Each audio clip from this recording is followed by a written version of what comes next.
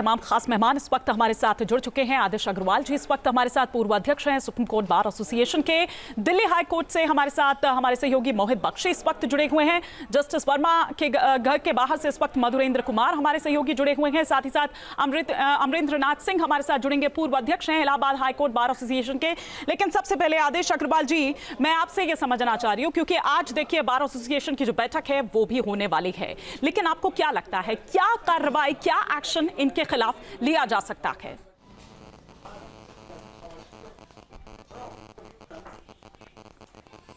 देखिए, हमको ये समझना चाहिए कि जो इन हाउस कमेटी का काम है प्राइमा फेसाई ये देखने का कि कोई जो बात आ रही है उनमें कोई प्राइमा फेसाई सच्चाई है या नहीं। अब किसी भी जज के बारे में, हाई कोर्ट जज के और सुप्रीम कोर्ट के जज के बारे में कोई, जब तक कि ये इन हाउस कमेटी की कोई रिपोर्ट नहीं आ जाती, कोई क्रिमिनल केस चालू नहीं हो सकता। अगर कोई मर्डर केस हो जाता उसके अंदर तो पुलिस केस रजिस्टर करने से पहले चीफ जस्टिस ऑफ इंडिया की इजाज़त लेकर वो इन्वेस्टिगेशन कमेटी की रिपोर्ट आने से पहले इन हाउस कमेटी का फायदा ये है कि चीफ जस्टिस को ये पता चल जाए कि भाई कुछ गड़बड़ है तो वो पुलिस को, सीबीआई को इजाज़त दे सकते हैं। बिना चीफ जस्टिस ऑफ इंडिया की इजाज़त के पुलिस वाले या ईडी या जो ये हैं सीबीआई कोई केस रजिस्टर नहीं कर सकती। और चीफ जस्टिस भी जब ये प्राइमा फेसाई वो हो जाता है तो सीबीआई को, ईडी को, पुलिस को और इन्वेस्टिगेटिंग एजेंसीज को किसी भी सिटिंग जज के बारे में क्रिमिनल एक्शन लेने के लिए इजाज़त दे सकता है। और जो ये जो है, जो एक प्रोसीजर बना हुआ है सुप्रीम कोर्ट जज और हाई कोर्ट जजेज के खिलाफ एक्शन लेने के लिए कि इन हाउस कमेटी पहले इंक्वायरी करेगी, ठीक है, और वो report chief justice of India को देगी। अगर उसके अंदर कोई गलत चीज पाई जाती है और ऐसा पाया जाता है कि ये जज कांट रिमेन एज ए जज, he is unfit to be a judge of the Supreme Court or High Court। ठीक है सर, मैं लौटूंगी आपके पास, क्योंकि उनके खिलाफ महाभियोग की भी बात यहां पर हो रही है और साथ ही जिस तरह से बयान सामने आए हैं, जिस तरह से विरोधाभास उसमें देखने को मिल रहा है, उसको आप किस तरह से देखते हैं? मैं आऊंगी इस सवाल के साथ भी, लेकिन हमारे साथ अमरेंद्र नाथ सिंह जी भी इस वक्त जुड़ चुके हैं। सर, मैं आपसे समझना चाहूंगी कि इलाहाबाद हाईकोर्ट के बार एसोसिएशन की आज जो बैठक हो रही है उसमें क्या क्या हो सकता है?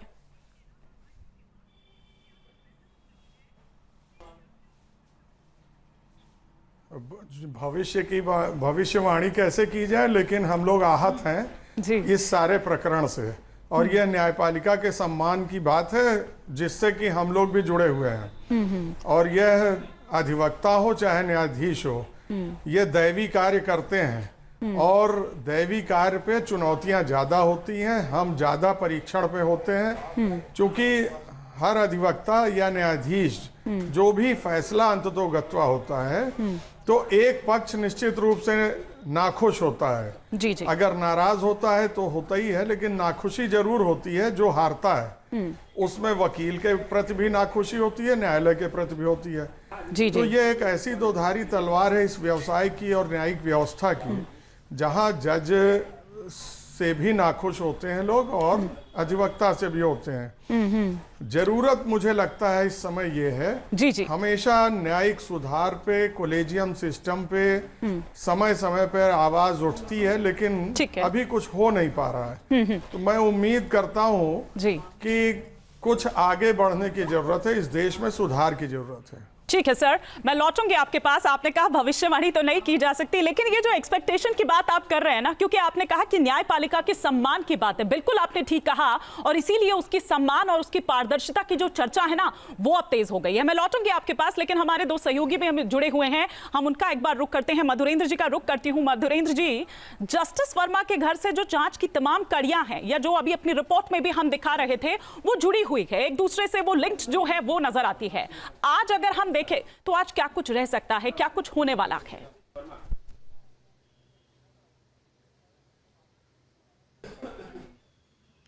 देखिए, जांच की कड़ियां जैसा कि आपने खुद कहा कि इसी घर से जुड़ी हुई हैं। जी जी। जो घर यहाँ हमारे ठीक पीछे आपको दिखाई दे रहा है, और दरअसल इस घर में आगजनी से लेकर इस पूरे मामले के तूल पकड़ने का मसला अगर हम देखें तो घर के बाहर तक चला आता है, जब जले हुए नोट के टुकड़े इन सड़कों पर मिलते हैं और एनडीएमसी के जो सफाई कर्मी हैं उनके हाथ भी लगते हैं, एक नहीं बल्कि दो दिन हाथ लगते हैं, और उसके बाद ये मामला फिर भड़क कर सामने आता है।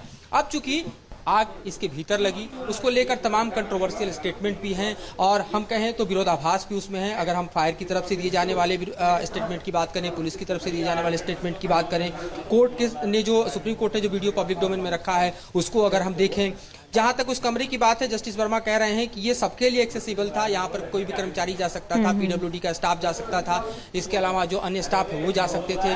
तो जाहिर तौर पर हालांकि पुलिस के बयान में देखें तो ये किसी के लिए भी एक्सेसिबल नहीं था। तो ये तमाम ऐसे विरोधाभासी बयान हैं जिनको दरअसल पड़ताल के लिए यहीं से शुरू करना होगा। ये देखना होगा कि जो यहाँ कार्यरत कर्मचारी हैं, जो पुलिसकर्मी हैं, सुरक्षा में लगे हुए लोग हैं, उनके स्टेटमेंट क्या होते हैं, उससे रिकॉर्ड में लिया जाता है तो क्या बयान देते हैं। उसके अलावा ऑन स्पॉट जब फायर कर्मी यहाँ पर पहुंचे उनके बयान क्या निकल कर सामने आते हैं, और जाहिर है कि जो फायर की तरफ से बयानों में विरोधाभास है उसको भी क्रॉस चेक किया जाएगा। उसके अलावा फॉरेंसिक एविडेंसेज है जिसको यहाँ से इकट्ठा किया जाएगा। तो जांच की जो तमाम कड़ियां इस घर से जुड़ती हैं वो दरअसल इस पूरे मामले से पर्दा उठाएंगी कि सच क्या है और झूठ क्या है। सच क्या है और झूठ क्या है, क्योंकि अगर जस्टिस वर्मा की हम यहाँ पर बात करें तो वो लगातार ये कह रहे हैं कि मेरे खिलाफ साजिश रची गई है, और जिस तरह से हमारे सहयोगी मधुरेंद्र जी भी हमें यहाँ पर बता रहे थे कि वो जो स्टोर रूम सबके लिए एक्सेसिबल था, और किस तरह से पीछे की तरफ से भी उसका जो रास्ता है वो वहां तक जाया जा सकता था और वो खुला रहता था। मोहित बख्शी भी हमारे साथ इस वक्त जुड़े हुए हैं। मोहित, जांच कमेटी के वरिष्ठ न्यायाधीश आज क्या कुछ करते हैं इस पर तो सभी की निगाह रहेगी, लेकिन मैं आपसे समझना चाह रही हूं कि ये जो केस है वो कितनी पेचीदगियों से भरा हुआ है, थोड़ा आप हमारे दर्शकों को अगर बताएं।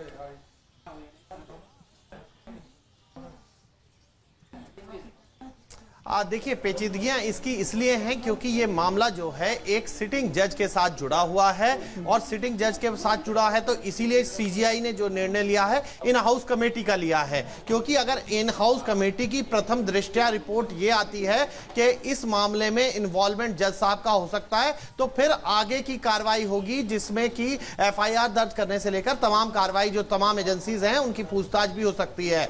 सबसे पहले ये समझना होगा कि इस जांच के दायरे में कौन कौन आएगा, क्योंकि जज साहब से तो पूछताछ होगी इस पूरे मामले में, लेकिन जो फर्स्ट फायर कर्मी वहां पर पहुंचे थे पहली बार जिन्होंने वीडियो बनाया था वो, उसके बाद हायरार्की में क्योंकि डीएफएस ऑफिसर जो हैं वो वहां के थे, उनको सूचित किया गया था, उनसे पूछताछ हो सकती है इस पूरे मामले में। उसके अलावा दिल्ली पुलिस कमिश्नर, क्योंकि उन्होंने सीजीआई से बात करी थी, चीफ जस्टिस ऑफ इंडिया को ये वीडियो सबूत भी सौंपा है, तो उनसे भी पूछताछ हो सकती है। कमेटी पूछ सकती है कि आपके पास क्या सबूत थे जो सीजीआई से आपने बात की। और फिर अगर घर का स्टाफ की बात करें तो कौन कौन एक्सेसिबल था, और आपको बता दूं कि बाहर केंद्रीय सुरक्षा एजेंसी तैनात है, तो ऐसे में कैसे पैसा अंदर चला गया, ये भी एक बड़ा सवाल है। बिल्कुल ठीक कहा, और इसी सवाल से मैं कि कैसे अंदर वो पैसा चला गया, क्या सोर्स था, ये तमाम ऐसे सवाल यहां पर जरूर हैं। और आदिश जी, आपसे मैं समझना चाहूंगी, क्योंकि देखिए मैं महाभियोग की बात कर रही थी कि इनके खिलाफ महाभियोग की जो चर्चा है वो बड़ी तेजी से यहां पर हो रही है। ये चर्चा क्यों हम देखें, और ये अपने तरह का एक अलहदा केस है।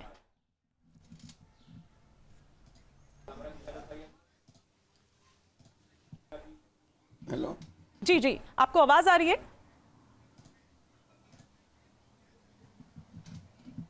अग्रवाल सर, आपको मेरी आवाज आ रही है?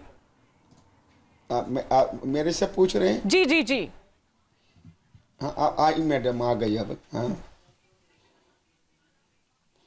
तो क्या क्वेश्चन था आपका? मैं कह रही हूँ कि महाभियोग की भी बात उनके खिलाफ की जा रही है, आप किस तरह से देख रहे हैं, और तमाम जो बयान सामने निकल कर आ रहे हैं, कड़ियां जो जुड़ती नजर आ रही है।